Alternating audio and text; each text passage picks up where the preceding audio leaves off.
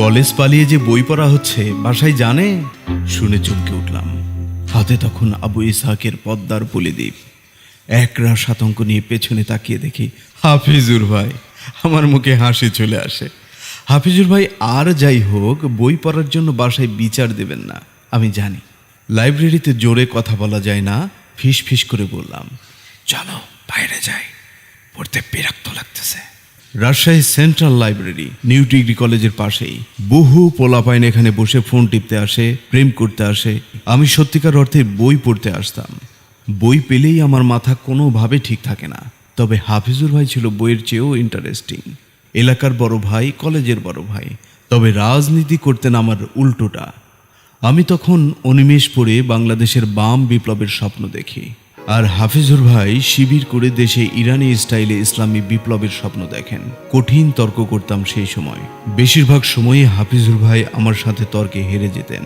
তখন তো বুঝি নাই, এখন বুঝি উনি ইচ্ছে করে হারতেন আমাকে খুশি করার জন্য।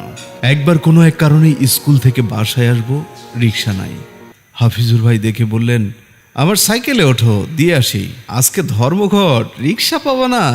ছোটবেলা থেকেই আমি না দোষ নুদোষ। সেই আমাকে নিয়ে গ্রীষ্মের দুপুরে ভাই হাঁপাতে শুরু করলেন। থামলেন দুইবার। আমার খটকা লাগলো, ভাইয়ের শক্তি এত কম কেন? বাসায় এসে দেখি আব্বু আমাকে নিতে গেছে। আমি চলে এসেছি। আম্মু বলল, কিভাবে এলি? আমি বললাম, হাফিজুর ভাইয়ের সাইকেলে। আম্মু আঁতকে উঠল, ওর সাইকেলে তুই উঠছিস কেন? জানিস না ওর ক্যান্সার? আমি কিছু বলি না। এত হাসি খুশি মানুষেরও ক্যান্সার থাকে? কই, কোনোদিন বলেন নাই তো। হাফিজুর ভাই মূলত ছিলেন লিউকেমিয়ার রোগী। 3 মাস পর পর রক্ত চেঞ্জ করতে হতো। অথচ এই লোকটা কত বড় অভিনেতা চিন্তা করেন, আমাদের কাউকে কখনো জানতেই দেয় নাই। এরপর ওই লাইব্রেরির কাহিনী। লাইব্রেরি থেকে বের হয়ে মালোপাড়ার দিকে একটা ঘর দেখালেন। বললেন, কোচিং দিচ্ছি, তুমি তো সায়েন্সে থাকবা, আর্টসে গেলে পড়তে পারতা। ভাই তখন পড়েন রাজশাহী ইউনিভার্সিটির পাবলিক অ্যাডমিনিস্ট্রেশনে। আমি ভাবলাম, যাক, আড্ডার আর ঝগড়ার আর একটা জায়গা আমাদের হলো। আমি যখনই বাম বিপ্লব নিয়ে কোনো বই পড়তাম, ভাইকে বিপরীত কল্পনা করতাম। কল্পনায় তাকে হারিয়ে দিয়ে বিরাট মজা পেতাম।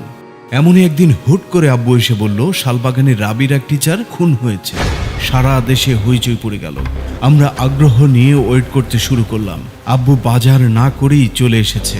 পরদিন আম্মু বলল, ডিম নিয়ে আই দোকান থেকে। আমি ডিম আনতে গেছি। দোকানে অনেক ভিড়।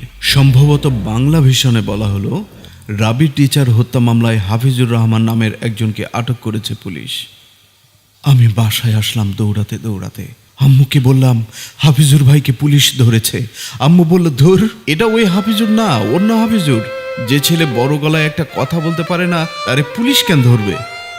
অথচ আম্মুর জানা ছিল না, একটা মাসিনা মারতে পারা মানুষকে সাধারণ পুলিশ ধরতে না পারলেও হাসিনার পুলিশ ধরতে পারে। হাফিজুর ভাইয়ের বাবার ভাষ্য ছিল, ফজরের নামাজ পড়ে ভাই ঘুমিয়েছিল। বাসা থেকে ডিবি তাকে তুলে নিয়ে যায়। ইভেন প্যান্ট পরার সুযোগ তাকে দেওয়া হয়নি। টি শার্ট আর লুঙ্গি পরা অবস্থাতেই তাকে তুলে নেওয়া হয়।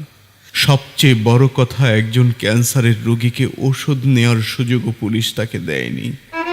যতদূর মনে পড়ে, তাকে 5 দিনের রিমান্ড দেওয়া হয়েছিল। 2 দিনের মাথায় অনেক চেষ্টা তদবির করে ভাইয়ের বড় ভাই ভাইয়ের ঔষধ নিয়ে তার সেলে যেতে পেরেছিলেন।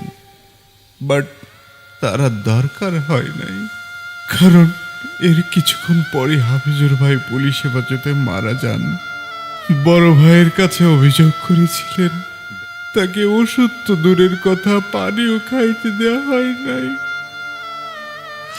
হাফিজুর ভাইয়ের লাশ আসার পর অদ্ভুত ভাবে বৃষ্টি নামলো।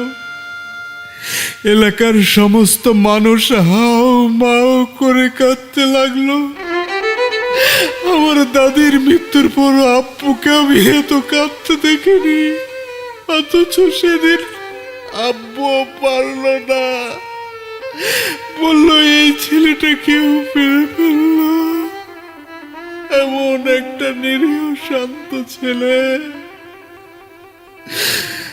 হাফিজুর ভাইয়ের বড় ভাই বললেন, ছোটবেলা থেকেই আমাকে খুব জ্বালাইছে,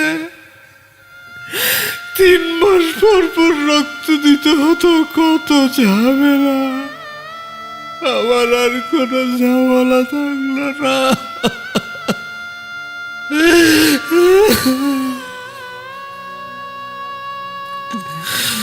আমি দেখলাম লাশ নিয়ে আসা পুলিশ সদস্যরা রুমাল দিয়ে চোখ মুছছে। এই মৃত্যুর পর এই পরিবারটাই তছনছ হয়ে গেল। ভাইয়ের বাবা স্ট্রোক করলেন, মা প্যারালাইজড হলেন। এত জুলুম সহ্য করা তাদের পক্ষে আর সম্ভব হয়নি। মানুষ কতই পারে। রেজাউল করিম হত্যা মামলা নিয়ে সবার আগ্রহ শেষ হলেও আমার হয়নি। আমি শেষ দিন পর্যন্ত এই মামলার খোঁজ খবর রেখেছি। চার্জশিট দেওয়া হয়েছে। অপরাধীদের সেই লিস্টে সম্ভবত 7 জনের নাম ছিল না, সেখানে হাফিজুর রহমান নামে কোনো নাম ছিল না। এর অর্থ হলো হাসিনার বানানো করাপ্টেড কোর্টও এই মামলার সাথে হাফিজুর রহমান ভাইয়ের ন্যূনতম সংশ্লিষ্টতা প্রমাণ করতে পারেনি। তাহলে আমার হাফিজুর ভাইকে মারতে হলো কেন? এই প্রশ্নের উত্তর তো দূরের কথা, এই প্রশ্ন করার স্বাধীনতাও আমরা পাইনি কোনোদিন।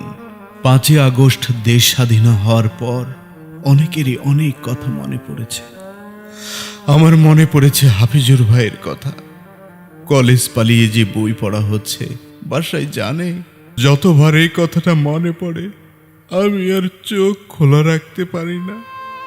হাফিজুর ভাই হিরো নন, হাফিজুর ভাই হিরো নন। ছিলেন না কোনোদিন। তিনি অনিমেষ ছিলেন না, ক্ষুদিরাম ছিলেন না, ছিলেন একজন ক্যান্সারের রোগী। সাধারণ রাজনীতি করা পাবলিক ইউনিভার্সিটির একজন সাধারণ ছাত্র। সেই মানুষটাকেও শেখ হাসিনা খুন করেছিলেন। তাকে ওষুধ তো দূরের কথা, পানিও খেতে দেওয়া হয়নি। আজকাল বিকেলে বৃষ্টি হলেই হাফিজুর ভাইয়ের কথা মনে পড়ে খুব। মনে পড়ে ক্যান্সার আক্রান্ত একটা হাসি খুশি মানুষ নিজের অসুস্থতা ভুলে একটা রুম নিয়েছিলেন কোচিং সেন্টার চালাবেন বলে, কিন্তু সেই কোচিংটা তিনি আর কখনো খুলতে পারেননি। ভয়ঙ্কর খুনি ড্রাকুলা হাসিনার কাছ থেকে রক্তশূন্য একজন লিউকেমিয়ার রোগীও ছাড় পায়নি। সাদিকুর রহমান খান।